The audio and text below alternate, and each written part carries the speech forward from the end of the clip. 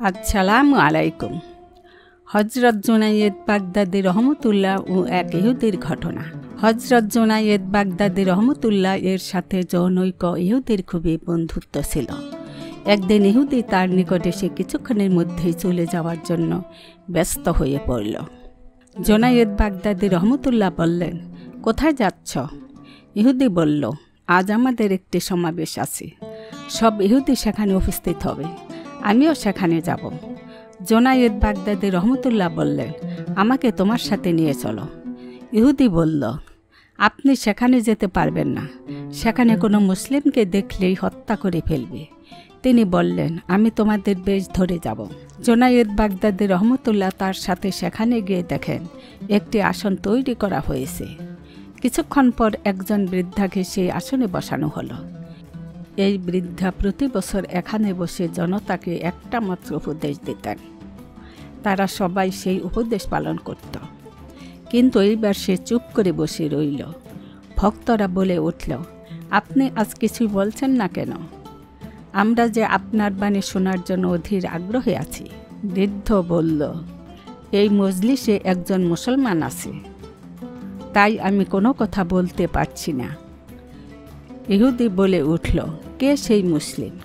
আমরা তাকে হত্যা করব।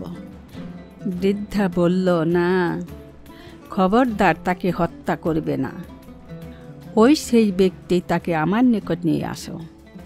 জুনায়েদ বাগদাদি রহমতুল্লাহকে নিয়ে আসা হলো। বৃদ্ধ বলল, আপনি কেন এখানে আসলেন? তিনি বললেন, তামাশা দেখার জন্য এসেছি।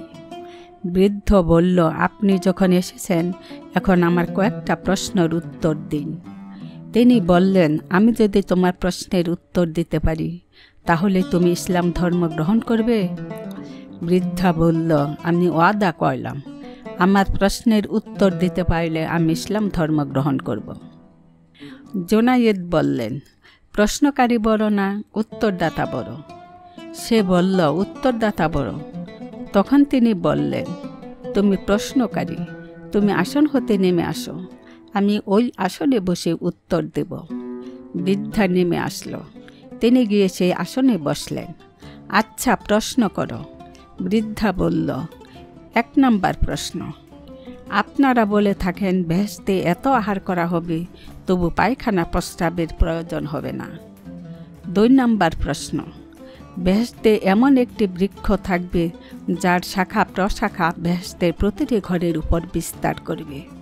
3 নম্বর প্রশ্ন, বেহেশতের নিয়ামত যতই খাওয়া হবে তার ঘাটতি হবে না। এগুলি তো অসম্ভব কথা। 1 নম্বর প্রশ্নের উত্তর, সন্তান যখন মায়ের গর্ভে থাকে তখন সে মায়ের রক্ত আহার করে, কিন্তু তার পায়খানা প্রস্রাবের প্রয়োজন হয় না। 2 নম্বর প্রশ্নের উত্তর, পৃথিবীতে সূর্য মাত্র একটা, কিন্তু তার আলো সকল ঘরের উপরে পড়ে।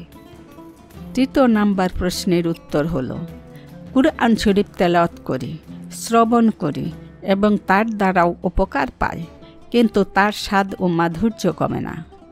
অতঃপর বললেন, আমি তোমার 3টি প্রশ্নের উত্তর দিয়েছি, এখন তুমি আমার একটি প্রশ্নের উত্তর দাও। বৃদ্ধ বলল, প্রশ্ন করুন। জুনায়েদ বাগদাদি রহমতুল্লাহ বললেন, বেহেশতের দরজার উপর কি লেখা রয়েছে?